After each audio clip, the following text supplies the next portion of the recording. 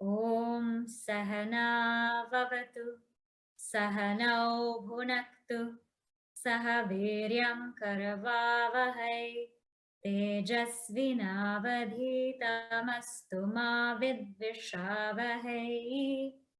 Om Shanti Shanti Shanti.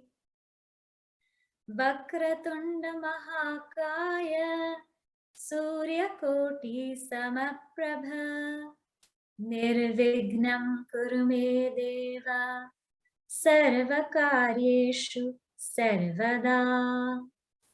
Saraswati Namastubhyam Varade Kamarupini Vidyarambham Karishyami Siddhir Bhavatu Me Sada. Samasta Jana Kalyane Niratam Karunamayam Namami Chinmayam Devam Satgurum Brahma Vidvaram Mukam Karoti Vachalam Pangum Langhayate Girim Yat Kripatamaham Bande Paramananda Madhavam Paramananda Madhavam. Okay, very good. So let's read from verse number 64 to number 68. Ragadvesha viyuktaistu Vishayanindriyaischaran Atmavashye vidheyatma Prasadamadighachati Prasade sarva dukkhanam Hanirasyopajayate Prasanna chetaso hyashu Buddhi paryavatishtate Nasti buddhirayuktasya Nachayuktasya bhavana Nacha bhavayata shantihi Ashantasya kutas-sukham Indriyanam hicharatam Yanmano nuvidhiyate Tadasya harati prajñam Vayurnavamibambhasi Tasmadhyasya mahabaho Nigrihitani sarvashaha Indriyani indriyarthebhyaha Tasya prajña pratishtita. Who is a Sthitaprajna? So, a Sthitaprajna we saw last time is somebody who is yukta. So first we'll start with 64. In verse 64, what it says is, this Sthitaprajna is first is viyukta and then yukta. Yukta means joined. Viyukta means separated. So in 64, this Sthitaprajna is separated from raga and dvesha, strong likes and dislikes. Does it mean a realized person doesn't have likes and dislikes? A realized being has very minimal likes and dislikes, not so strong like you and I would have, and not the same amount that you and I would have, because likes and dislikes are based on our vasanas. We see things and we think they give us joy. Therefore, we like that. We like to see that place. We like that person. We like that food. We see something and that thing gives us sorrow. So we don't want anything to do with that. And we don't like that. And so a Sthitaprajna is one who has minimal likes and dislikes, very very minimal, if at all, that exists in their mind. As Brahman, of course, there are no likes and dislikes. And also because the Sthitaprajna sees this world as an appearance. When one sees this world as an appearance, what can you really like or dislike? Everything is just the same. Everything is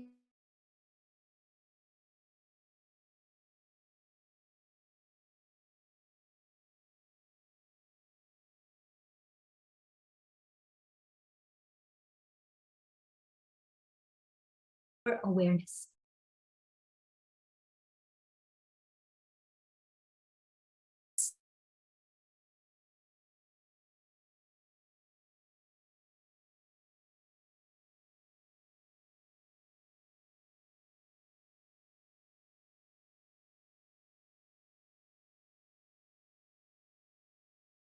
As I said, because the world does not attract or really repel that person.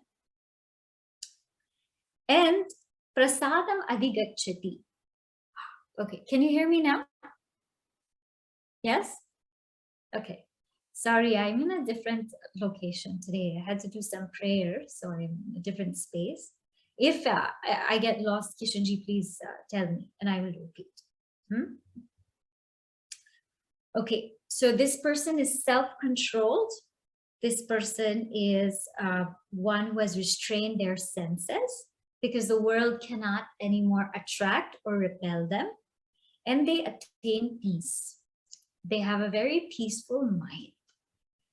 Now, in the 65th verse, it said, with this peace, all sorrow is gone. That's not the direct link. The first part of Vedanta is developing the mind. But the only reason to develop the mind is buddhi paryavatishtate. In verse number 65, the only reason to develop the mind and make that mind peaceful is so the knowledge can settle in. And when the knowledge settles in, then all of the sorrow will disappear. All of the sorrow will disappear means what? Yes, there will be sorrowful circumstances outside, but the Sthitaprajna won't get affected by that. So that peace of mind is only so that the knowledge can settle in. So that's the importance of the prasada. Then in verse number 66, he said, okay, what happens if we don't have this peace of mind? First of all, what is this prasada, this calm and pleasant mind? Why does the mind become calm? Or how does it become calm? Because it is yukta, it's yoked. The mind and the intellect are integrated. So when that sattvic spiritual intellect decides on something, the mind follows it. So if the mind is not yoked with the intellect, if it's not yoked, what happens? There's no buddhi, there's no knowledge that can take place because one's mind is always disturbed. And if there's no knowledge happening, then where's the question of meditation? Last week, many had questions about meditation, how to meditate, how to sit down. So we cannot really sit down in Vedanta for meditation without knowledge. And how to sit with that knowledge then is this.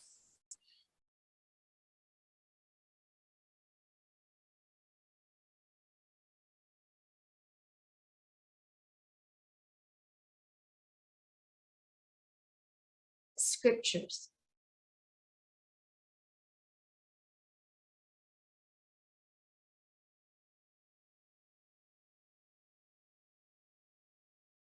This reality, about this tattva, this Brahman.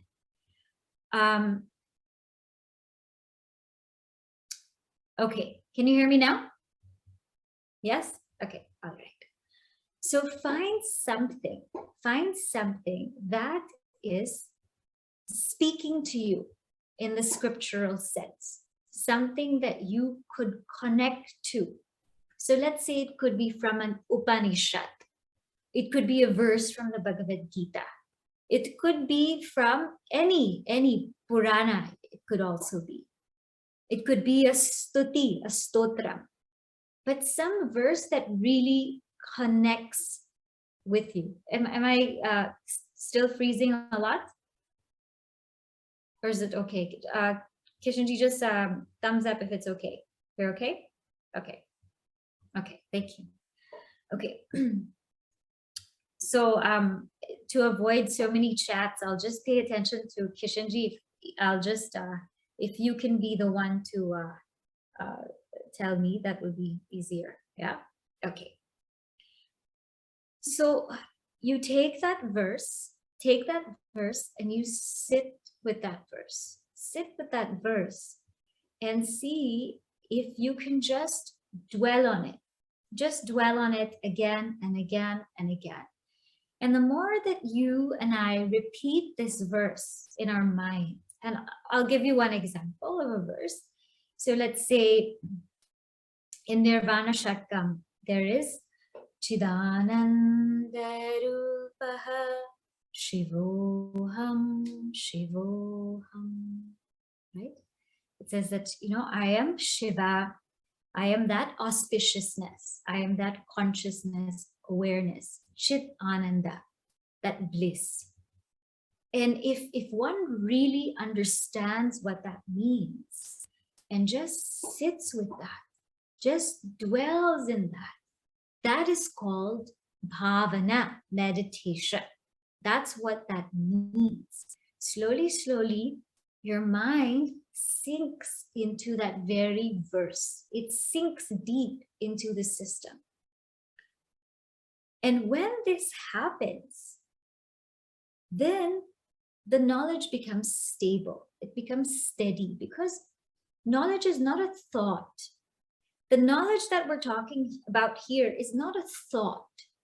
That knowledge is an all-pervasive, clear comprehension and abidance. That's what it means. Chidananda Rupaha Shivoham Shivoham. So without this bhavana, we won't get shanti. And that shanti really means that abidance, that really knowing who I am, what my nature is. We won't get that shanti. And without that shanti, that peace, we will not get sukham, happiness. And last week we saw a very beautiful definition of sukham. Sukham or happiness means indriyana vishaya seva trishna taha nivritti. Means it's the freedom from the thirst to enjoy sense objects with our sense organs. That's called happiness. When we are free from enjoying or from the thirst to enjoy sense objects. That is true happiness. And so he gives these beautiful steps in verse 66. I know that many of you have more questions about meditation, contemplation. I will just mention this before I forget.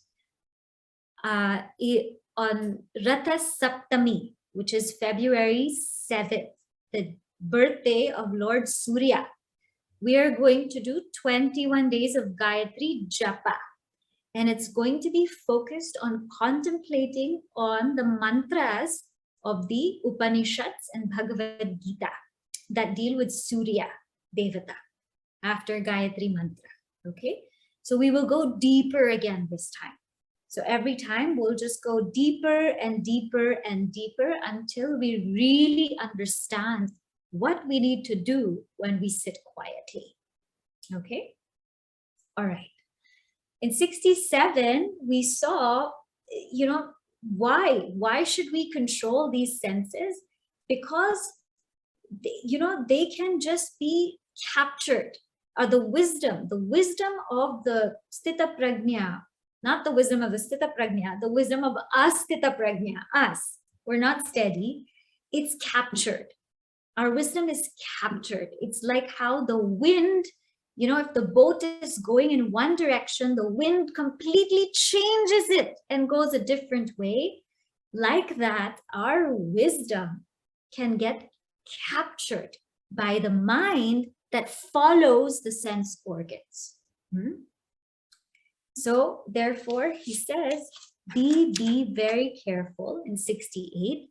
The bottom line is one who wants to be Sthitaprajna has to start from the control or the management of the mind and the senses. How to do that? We saw that in the second chapter. And to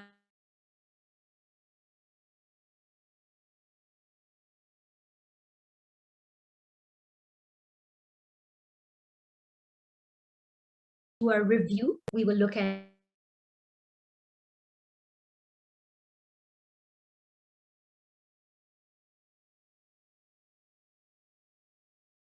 a little bit, because now he says, okay, I've gone again.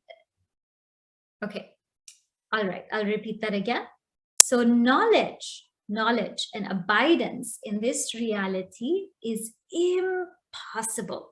It's impossible without the control of the mind and senses. Yes? Okay. Now, verse number 69. Verse number 69, he goes into a beautiful verse. And this happens in the Bhagavad Gita whenever he wants to really capture the attention of the students, of all the seekers. Whenever he really wants to capture the attention, he puts a verse which has a twist. And so we will read now verse number 69. Verse 69. Ya nisha sarva bhutana. Ya nisha sarva bhutana. Tasyam jagarti samyami. Tasyam jagarti samyami. Yasyam jagrati bhutani. Yasyam jagrati bhutani. Sa nisha pashyato munehe. Sa nisha pashyato munehe. Ya nisha sarva bhutanam. Tasyam jagarti samyami. Yasyam jagrati bhutani.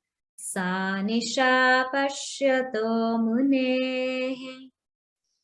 Okay, very, very beautiful verse. It is said that Vedavyasaji probably gave this verse to Ganesha when he had to compose the whole chapter 3. Because remember, Ganesha could only write if he understood. So whenever Vedavyasaji wanted more time, he gave a difficult verse like this. Ya nisha. Nisha means that which is night. Sarva bhutana. That which is night for all beings. Tasyam. In that, samyami jagarati. The self-controlled samyami is awake. Jagarati.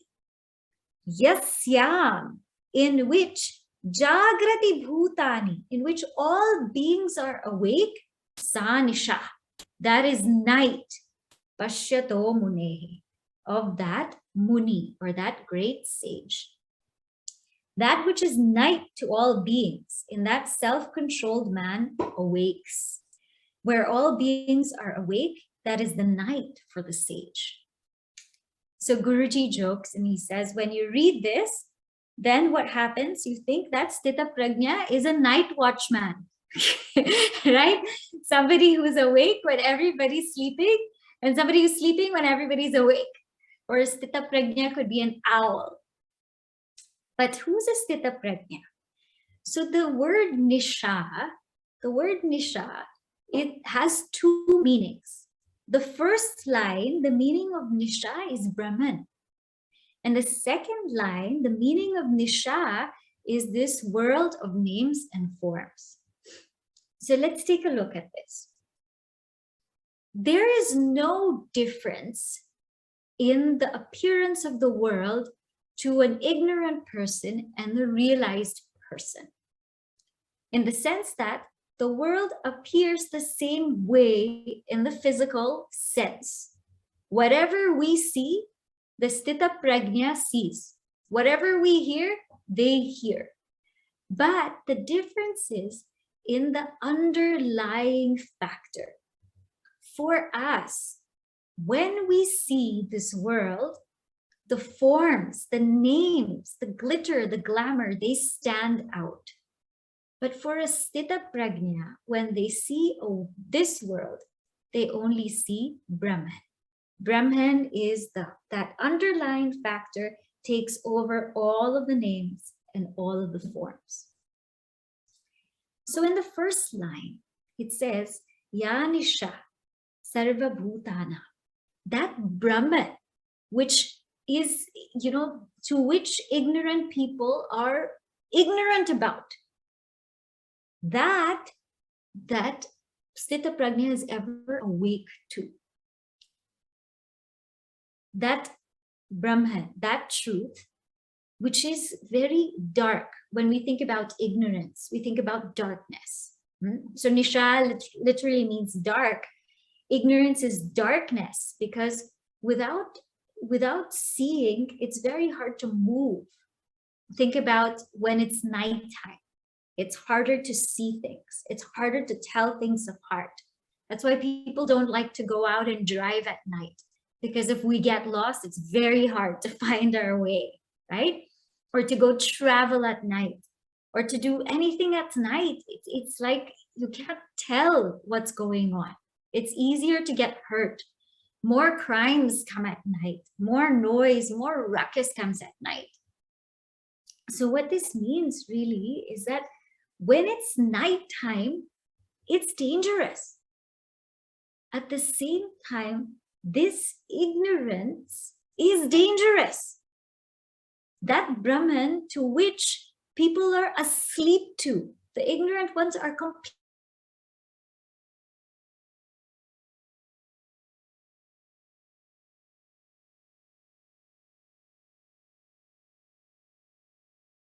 to them. They don't know, they can't see.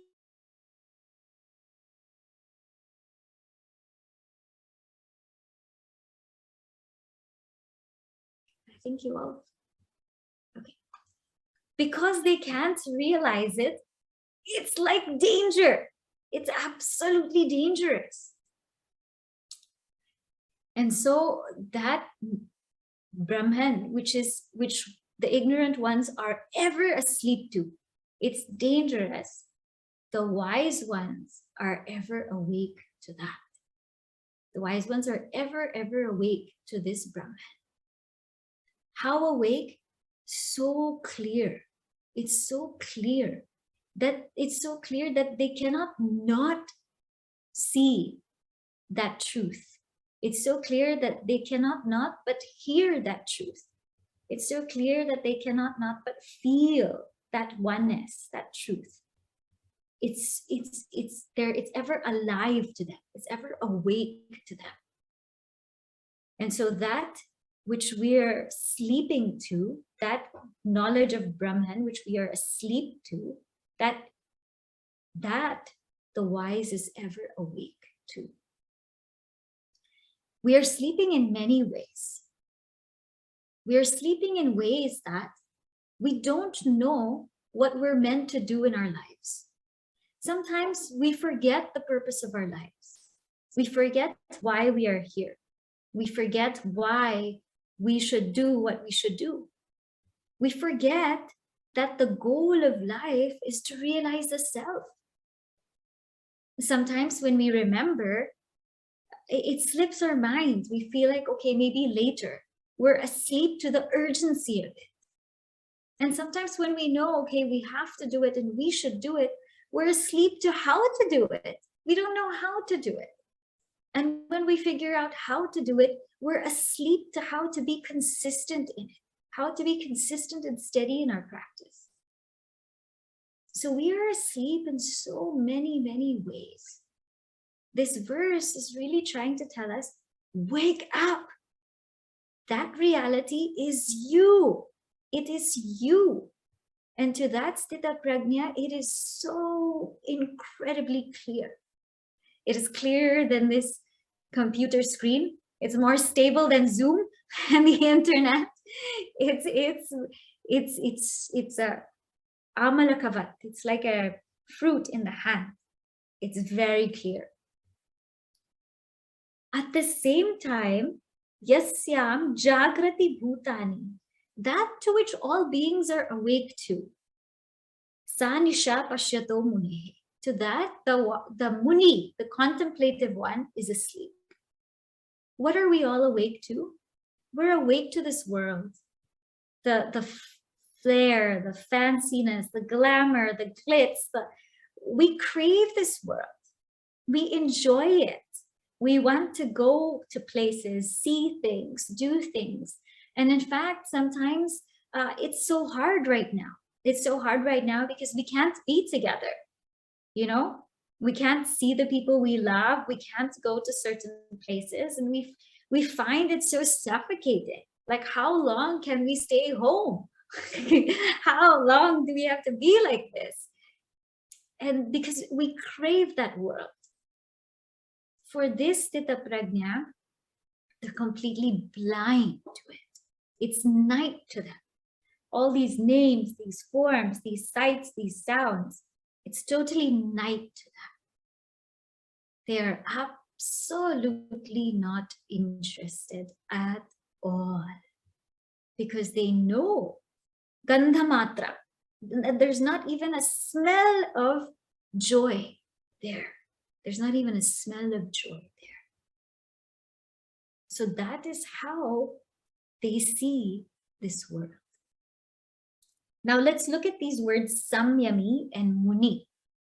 The first line, it says samyami, right? So that which is like night to us, that Brahman, that knowledge of Brahman, which is night to us. For the samyami, for the one who's well controlled, it is day. Why does he use this word samyami? Because remember, the root of being Sthitaprajna is yamanam. Yam means to control. The root of being Sthitaprajna is the control of the mind and senses. So he's making us remember, look, I spoke so many verses about the control of mind and senses. That is the root of being a Sthitaprajna. So to that Brahman, the Sthitaprajna is awake, ever awake. And at the same time, that which is to which the ignorant ones are awake to, the world of names and forms, the Sthitaprajna or the muni is the word used here, the reflective one, the contemplative one, that person is completely asleep to it. This is a Sthitaprajna. Yes? Okay? Clear so far? Yeah. Now he's going to give another very beautiful example of who is a Sthitaprajna. This is now verse number 70. Apuryamanam achala pratishtam. Apuryamanam achala pratishtam. Samudramapah pravishanti advat. Samudramapah pravishanti advat. Tadvat kamayam pravishanti sarve. Tadvat kamayam pravishanti sarve. Sashanti mapnoti na kamakami. Sashanti mapnoti na kamakami. Apuryamanam achala pratishtam. Samudramapah pravishanti advat. Tadvat kamayam pravishanti sarve. Sashantimapnoti na kamakami. Okay, so here we start reading from this apaha. Apaha means waters. So second line, apaha, waters. Waters do what? Pravishanti. Waters enter. Where do they enter? Or what do they enter? Samudram. Samudram means ocean. Waters from the river enter the ocean. How is this ocean? Apuryamanam. It is filled. It is completely filled. Achala pratishtam. It is very steady, still. Yadvat. In the same way, now here we look at tadvat. Like that, yadvat means like that. Tadvat, so too. Sarve kamaha. So we look at the third line now. Sarve kamaha. All desired objects or objects of desire. Kama here means objects of desire. It doesn't mean desire. Objects of desire. Those objects of desire, pravishanti, they enter. Who do they enter? Yam. Who is this yam here? The Sthitaprajna. They enter the Sthitaprajna. And what happens? Sashantim apnoti. The Sthitaprajna attains peace. Na kamakami. And is not the desirer of desires. So he attains peace into whom all desires enter as waters enter the ocean. Filled from all sides, remains unmoved, but not the desirer of desirers. Okay, so let us look at this verse. Beautiful verse. Imagine an ocean, big, vast ocean. Now, have you ever heard of an ocean being flooded? Today, the ocean is flooded. Too many waters have entered the ocean and it's going crazy. So, ocean is something that is full but doesn't get flooded. It doesn't get flooded. Even if so many rivers come to the ocean, what happens is they become one with the ocean. They become one and they become that ocean actually. They become that ocean. Now, so that's the first part, apuryaman, it's filled. This Sthitaprajna is filled. Filled with what? Ananda, filled with bliss. So when all kinds of desired objects come, now, is the Sthitaprajna asking for it? No, it's the prarabdha. Out of their prarabdha, so many things will come to them. So many things will come to them. So many types of entertainment, people, travel, food, so many things will come to them. But what happens? Are they excited by it? And if it doesn't come, are they bogged down by it? Are they moved by it? Not at all. All the things that enter or come to a Sthitaprajna cannot increase or decrease their happiness. Their ananda cannot be increased or decreased because they're already purna. They're already full. So they're filled to the brim, filled to the brim. That even whatever you and I want to do, we want to do things for them. We want to serve them. We want to give them so many things. It's not going to do anything. It's not going to increase anything for them. I'm here spending some time with Swamiji in New Jersey. And I asked him, is there anything that you desire? You know, I'm just thinking like, if there's anything I can help with, you know, while I'm here doing some kind of prayer, if there's anything I can help with, I can pick up, I can do. He said, no, I have no desire left. And I said, Yeah, I figured. Okay. I figured there's nothing we can do. There's nothing we can give because they're already full. What can you do? And this word, achala pratishtam, means they're unmoved. So one other way you can look at this is so many things enter us every day. Okay, so every day we get news that enters us. Okay, this virus is going here, there.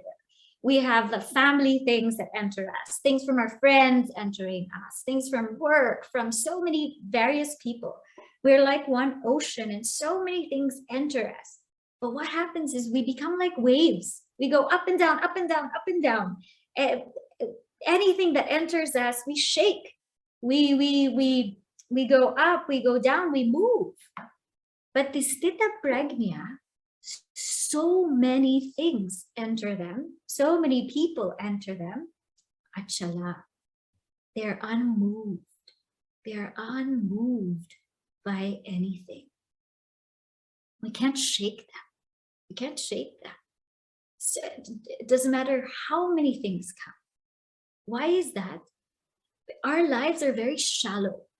So you can see in the ocean, in the top of the ocean, you can see and feel waves.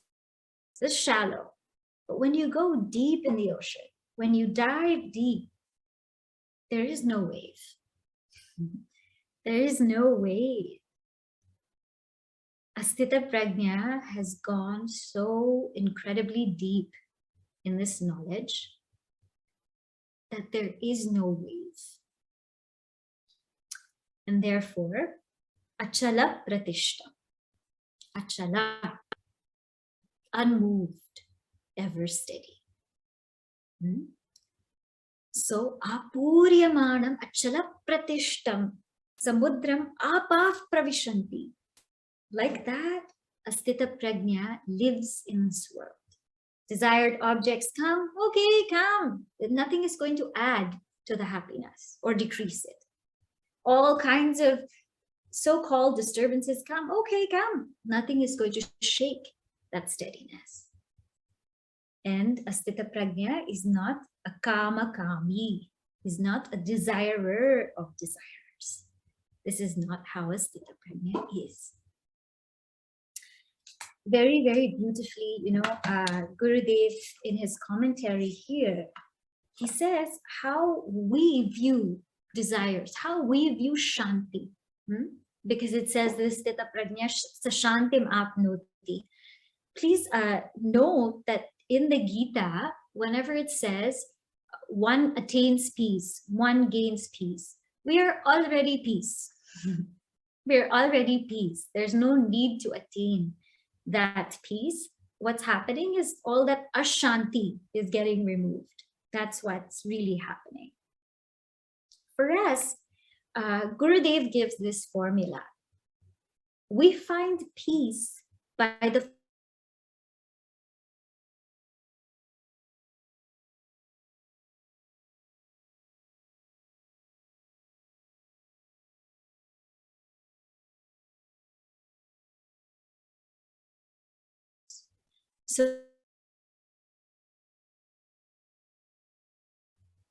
So what happens? Let's say, okay, stop for a moment. Okay, there. Let us say that today I had 9 desires. 9 desires today. So desires entertained 9. 9 is my denominator. But now on this, think of your to-do list. Think of your to-do list. So 9 desires is on my to-do list. Okay. Gurudev's formula, I'll just repeat that. I just got a message. Gurudev's formula is desires fulfilled over desires entertained. Okay. So now, let's say today I have 9 desires that I entertain. So imagine the denominator is 9 desires. 9 desires. And on my to-do list, there's 9 desires. Now, how many desires do I fulfill?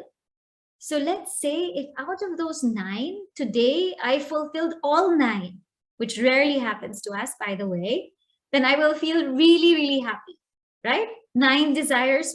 Desire number 1, to wake up early. Desire number 2, to exercise. Desire number 3, to meditate. Desire number 4, to to read the Bhagavad Gita. Desire number 5, I'm saying all sattvic desires. Desire number 5, to sing some bhajans. Let's say all of these desires came. 9 desires.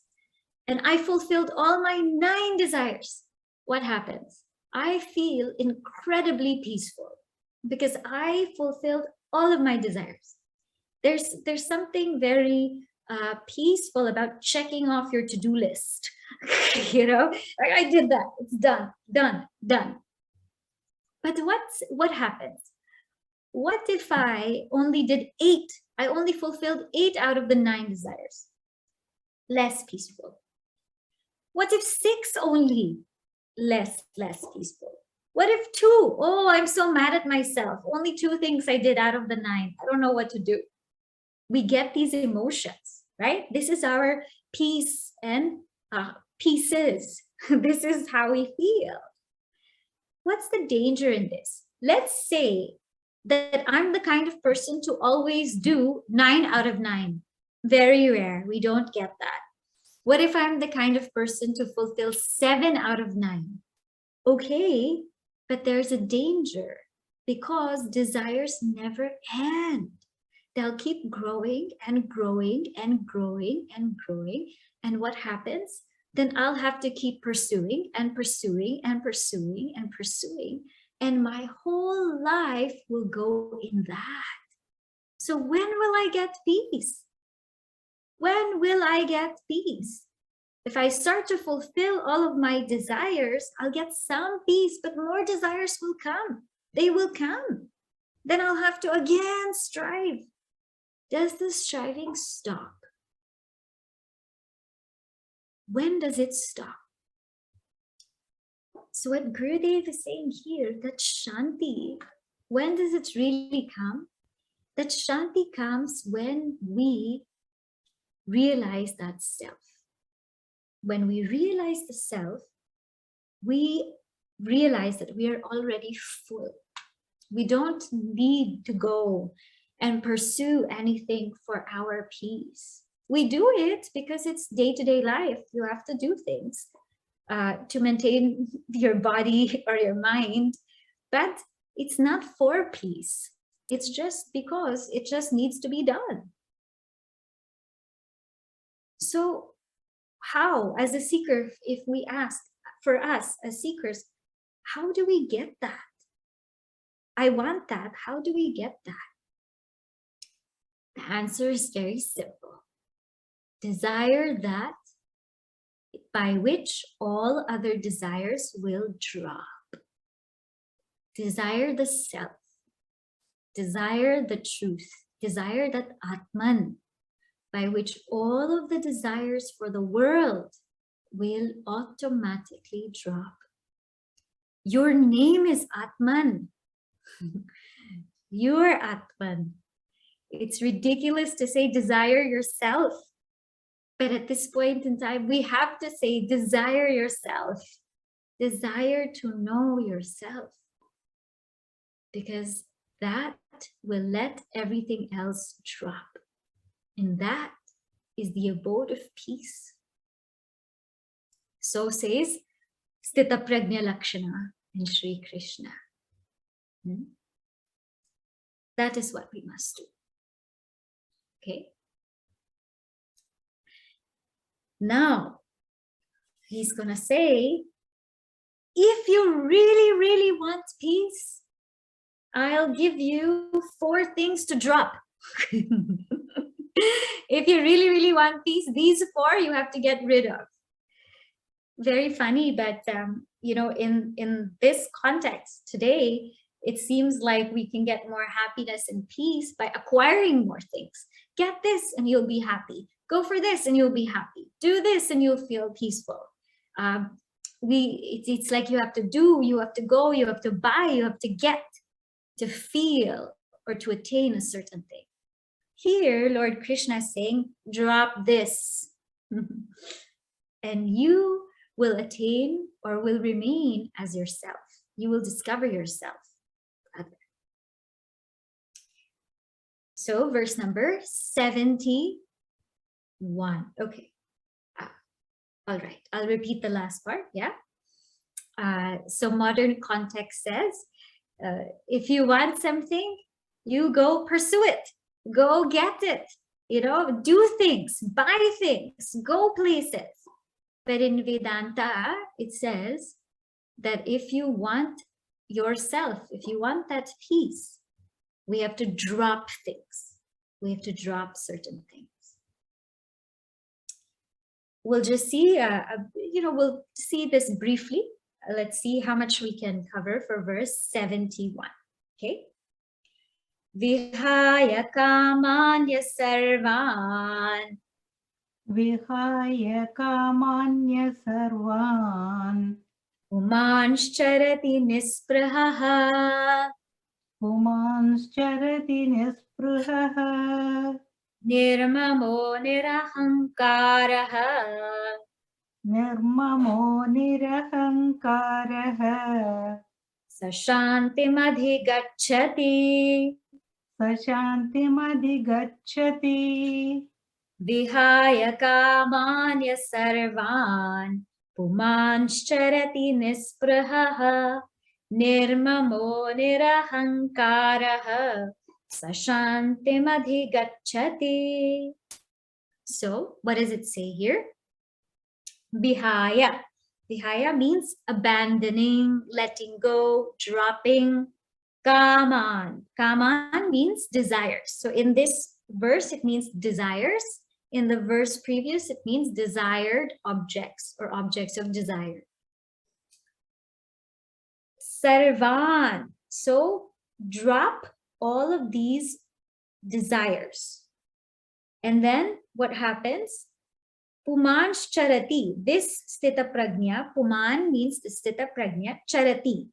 So this Sthitaprajna moves about, dropping all desires, vihaya kaman sarvan, nisprahaha, free from longing, nirmamaha, devoid of mindness, nirahankaraha, devoid of I-ness, and sashantim adhigacchati, and attains peace. Attains peace means what again? Realizes their true nature of peace. And everything else drops off. All of the misconceived notions, wrong notions, erroneous notions drop off. So first, let's look at the word desire, kama. So here, three kinds of desire are meant. Trividhan kaman. First one is called bahya kama. Bahya kama is, as you know, our desires for sense objects, sense pleasures, the desires for things like that, to make us complete, to make us feel whole. That is one level of desire. Bahya means outer objects, outer things, outer experiences. The second one is abhyantara, means inner desires. Sometimes we have what we call sankalpas, imaginations. We imagine if we do this, oh, we will be so happy. If we win that lottery, every time I drive, I see a lottery. if somebody wins that lottery, what will happen? If this one gets married, we will be happy. If I finally have a grandchild, I will be very happy. All kinds of things come in the mind, right? This is called inner desires. We might say we don't have it, it's there. Be careful, it's there. At times, the mind will just wander, will just go here and there. It means it's there. And the third one is called the rasa. Remember, sometimes even the vasana is there. So sometimes it might not come out. It's not an outer desire. Sometimes it's not a manorajya. It's not an imagination or something that we're imagining. But sometimes, all of a sudden, when we're sitting quietly, it'll come. That means it's there. It's deep in the vasana. It's deep in the subconscious mind. So when we say vihaya kaman, we mean all these three kinds of desires are dropped. They're no longer there. For that Sthitaprajna. But will a Sthitaprajna have a desire to take a walk? Of course. A desire to go for a walk? Yes. Will a Sthitaprajna have a desire to eat nutritious food? Yes. But these desires are not coming out of ignorance. Huh? They're just, they are regular desires, just coming for maintenance, so natural. Okay. Now, what is spriha? Spriha means longing or craving. I think Chanchalji sent me a message. Chanchalji, I hope everything's okay. Yeah. So spriha means craving. Craving or longing. Okay, third type of desire. Okay. Right. Third type of desire is vasana. Vasana matra. So it's a deep impression. These are desires, that we think maybe we have overcome. We think they have gone. They're gone, long gone. But all of a sudden, when the mind becomes quiet, these desires, they gurgle up. They gurgle up because they're deep in the subconscious. So when the mind's very busy, they're hard to come. But when the mind's quiet, they come up. Then you realize, oh, I still have that vasana. No doubt, maybe it's thinned out, but it'll still be there. I remember when we were in Sandipani, one of the Swamijis told us when we were taking our course, he said, when you become quiet, lots of things will come out. Be careful. And I said, okay. And then when we became quiet, I realized what Swamiji had said, like so many things, and you don't even know where they've come from.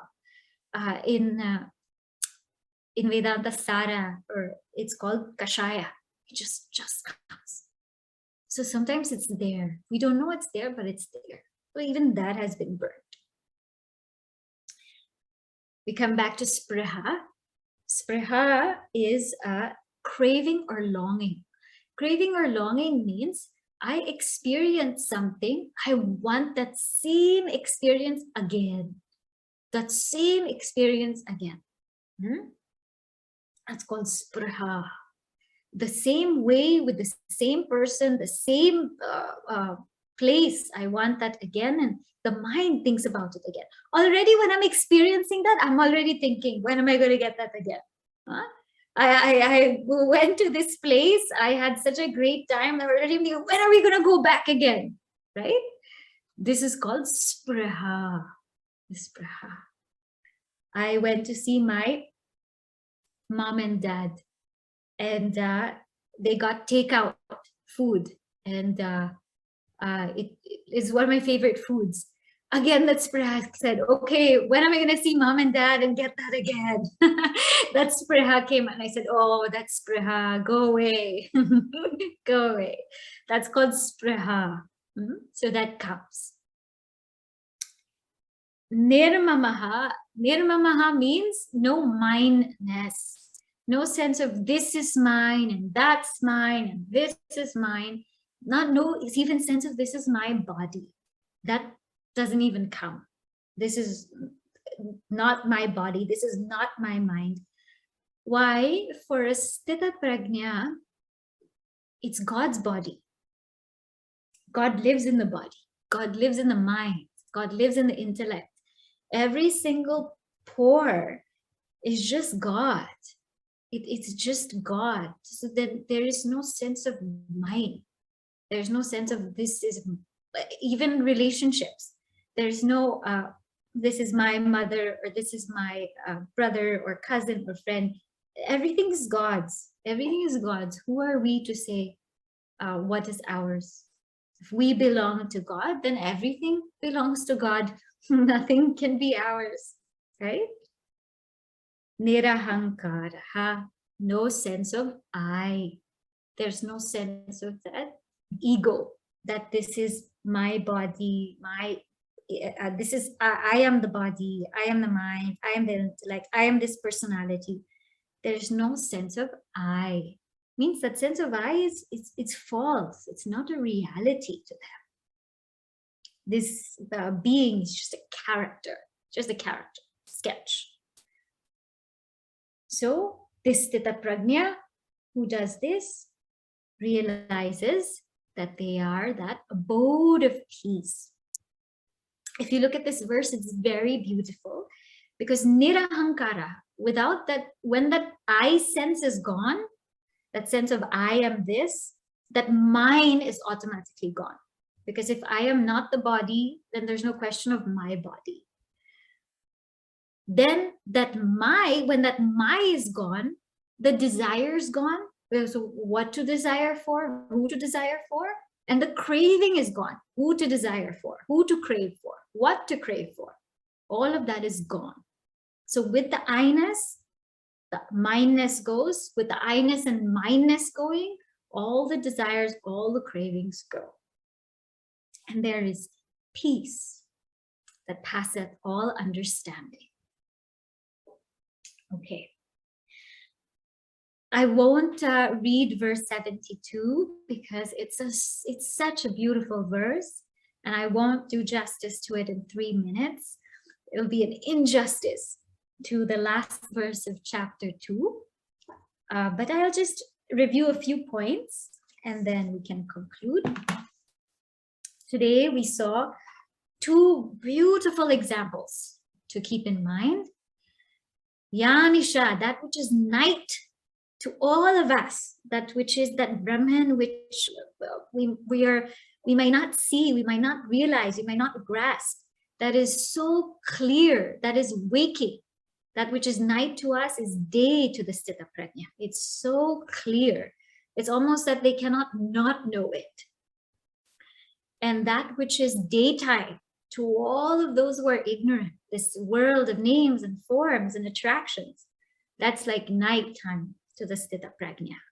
It's not even, not even worth a blink to them. Sthitaprajna is like the ocean.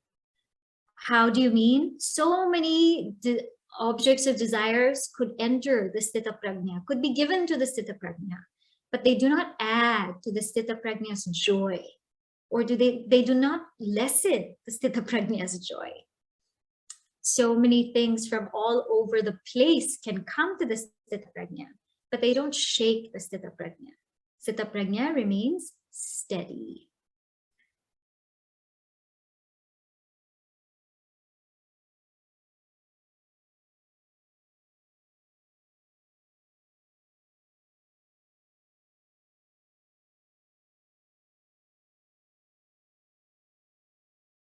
Or our peace comes when we fulfill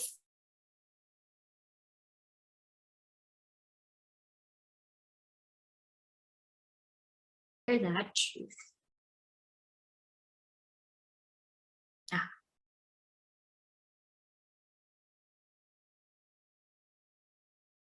Okay. For us, desires, peace comes when we fulfill our desires. But we forget that by fulfilling our desires, they only grow more and more and more. So the goal is to lessen the desires. By desiring the self, all desires drop. And finally, it says, if we want to realize peace, drop 4 things: I-ness, mineness, desires, and cravings. Lifetimes of projects.